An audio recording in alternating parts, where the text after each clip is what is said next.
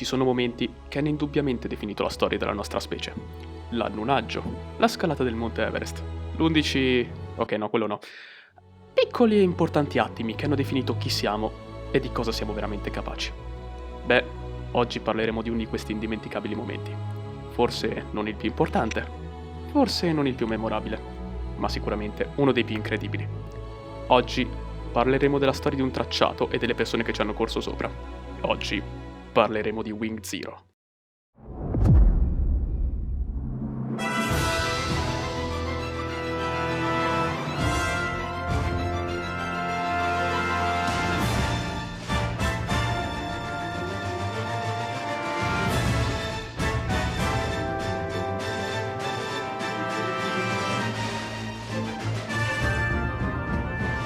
Creato dal massiccio e potente... Era veramente necessario mettere sti due aggettivi? Tu leggi e basta. Creato dal massiccio e potente tonno, Wing Zero presentava pochi ma semplici e importanti particolari.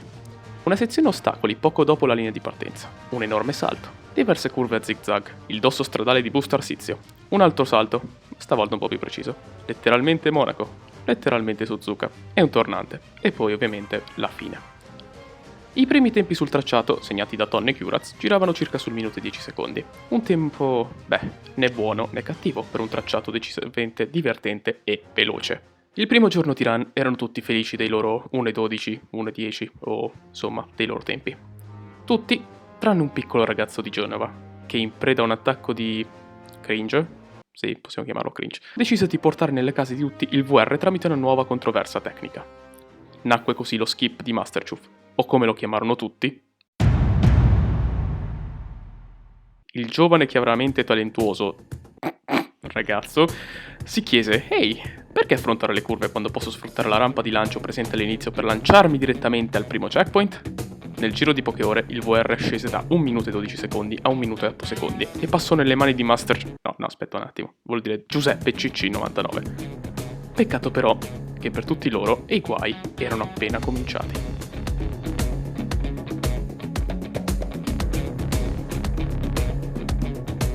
Di ritorno da una semplice giornata di università, un ragazzo conosciuto con il nome di Alphamax Nova 1, o me se preferite, decise di provare a runnare il tracciato, mettendo così alla prova le sue poche abilità di guida. Appresa la tecnica del primo skip e il funzionamento generale della pista, andò a segnare un notevole tempo di 1 minuto e 4 secondi. Un tempo a dir poco scioccante, Max leggi con tono ironico. Ah no, aspetta, cazzo, questa non la dovevo leggere. Questo lieve ma comunque udibile miglioramento andò a risuonare per tutto il Discord, attirando così altri competitori, quali Igigak, Free, Jerk, Lunatic e, personaggio particolarmente importante per la nostra storia, Spear of Lies. Perché è importante? Oh, ma è semplice, caro il mio stupido telespettatore. Nel corso del Day One, Spear scoprì una cosa importante, che lo skip di Chuff era ottimizzabile. Sì, lo so, scioccante, non è forse vero? Volete sapere cos'altro è scioccante? Il fatto che nello stesso giorno Spear è riuscito a battere l'attuale VR di 1 secondi, minuti. No, 1/100 di secondo. Una scintilla relativamente debole, ma sufficientemente forte da scatenare uno scontro a 3 tra Alpha, Spear e Jerk per il dominio della classifica. Al termine della seconda giornata, una sola domanda riecheggiava all'interno del Discord, ovvero: dopo quanto tempo saremo scesi sotto il minuto? Beh, la risposta non tardò ad arrivare.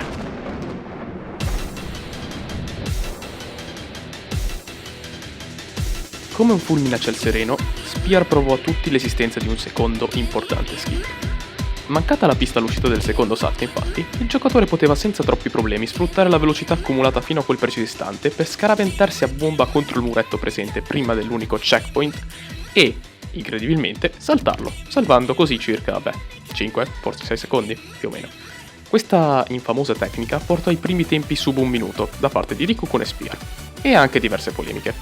Entrambi gli skip infatti non erano proprio, basati sull'abilità del giocatore. Anche se dal replay che state osservando saltare sembra semplice come infilare un cetriolo in una lavastoviglie, Max, ma che cazzo ho scritto? La precisione e l'RNG richiesti per atterrare dritti risultavano ben più grandi delle aspettative. Era difatti molto semplice cappottarsi alla fine del primo skip, mancare il checkpoint o addirittura mancare del tutto la pista.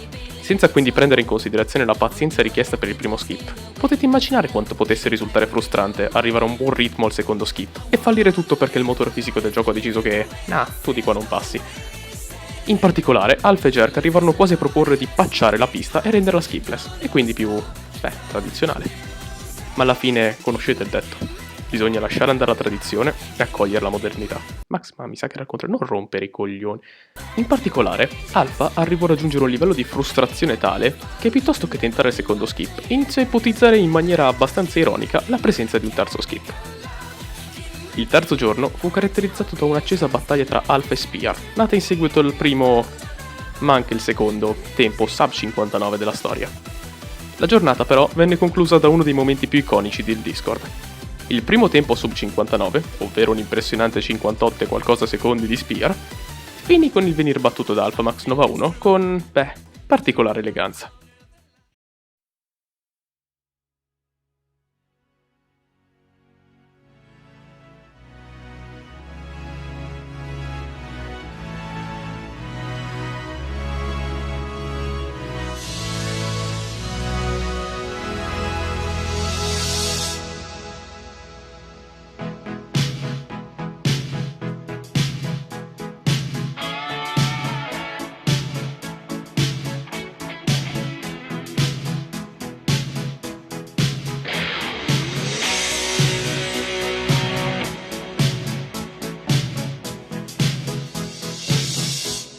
I want to break free.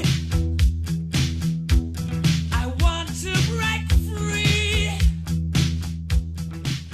57 secondi. Questo provava due cose. Uno, che il tempo poteva scendere ben al di sotto dei 57 secondi, dato appunto il mancato utilizzo del secondo skip. Ma due, che certa gente è fottutamente cocciuta. A questo punto era più che certo che si sarebbe arrivati a un sub 57. Era praticamente questione di tempo.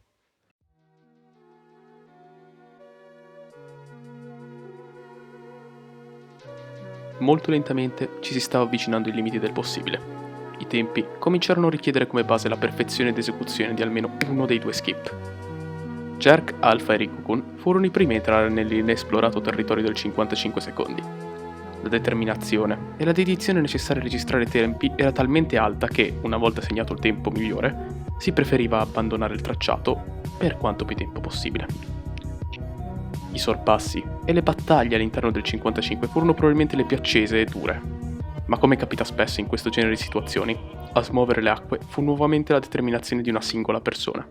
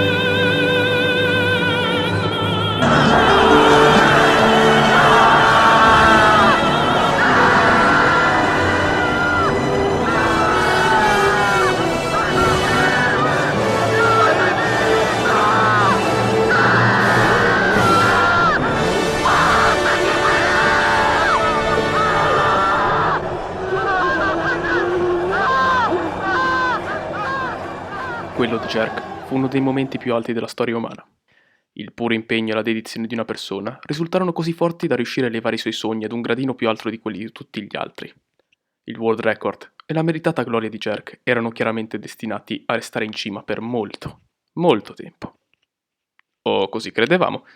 Letteralmente 3 ore dopo, Rikukun conquistò il world record battendo Jerk di mezzo secondo.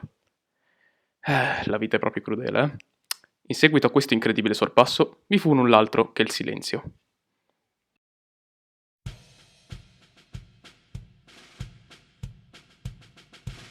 Ovviamente, questo miglioramento non andò in giù a tutti i partecipanti. Alpha in particolare, guidato principalmente dal suo odio indiscriminato nei confronti dei due skip, cominciò a grindare quanto più possibile il tracciato. Una parte di lui sentiva che la vetta gli apparteneva e che niente e nessuno si sarebbe dovuto porre tra lui e il VR. E così, tra il quarto e il quinto giorno, cominciò la follia. Centinaia e centinaia di tentativi. ore ed ore, incidenti e incidenti. I tentativi cominciarono a salire. Credo solo che chi abbia provato il tracciato possa capire veramente la sofferenza che sta dietro questa parte del video. Eseguire bene entrambi gli skip non bastava, andavano eseguiti meglio, a rasento della perfezione, fino al limite assoluto della sopportazione umana. E così, dopo tanti tentativi, sofferenza e atrocità, Alpha riuscì nella sua impresa.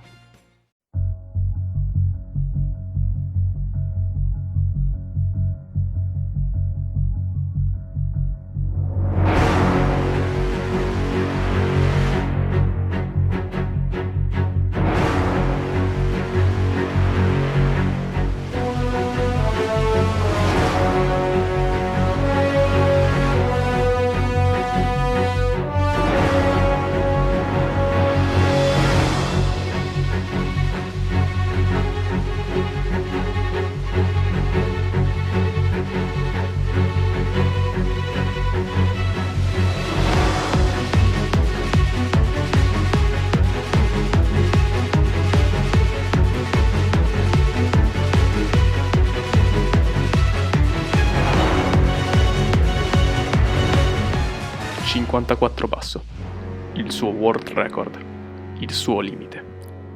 Per lui, come per molti altri partecipanti, non c'era più altro da conquistare. Finalmente, dopo un tale inumano sforzo, poté chiudere gli occhi e riposare. E così, il 54 basso è dove sta oggi il world record. Devo parlare anche di quello, vero? E va bene... E dove stava il world record. Peccato per tutti noi, però, che dietro le quinte di questa incredibile scalata c'era ancora una persona in cerca della propria gloria.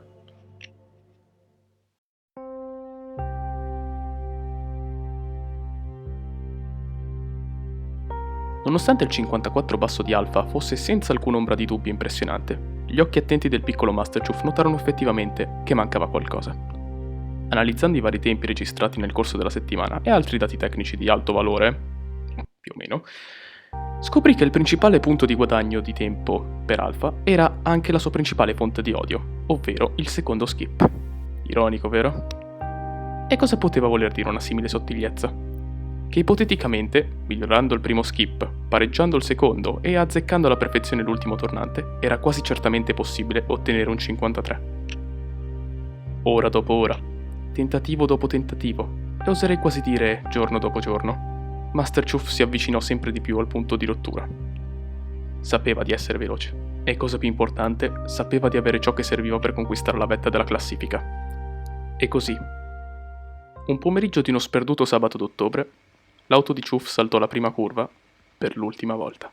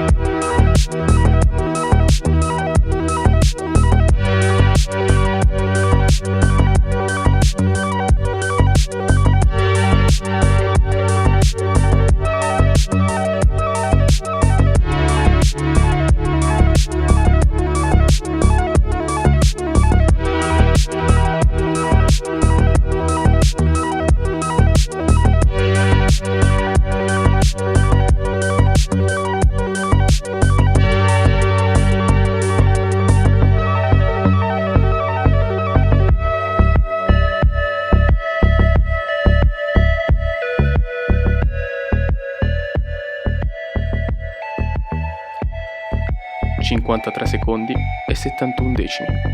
Ed è qui che oggi si trova il world record. Grazie della visione e arrivederci.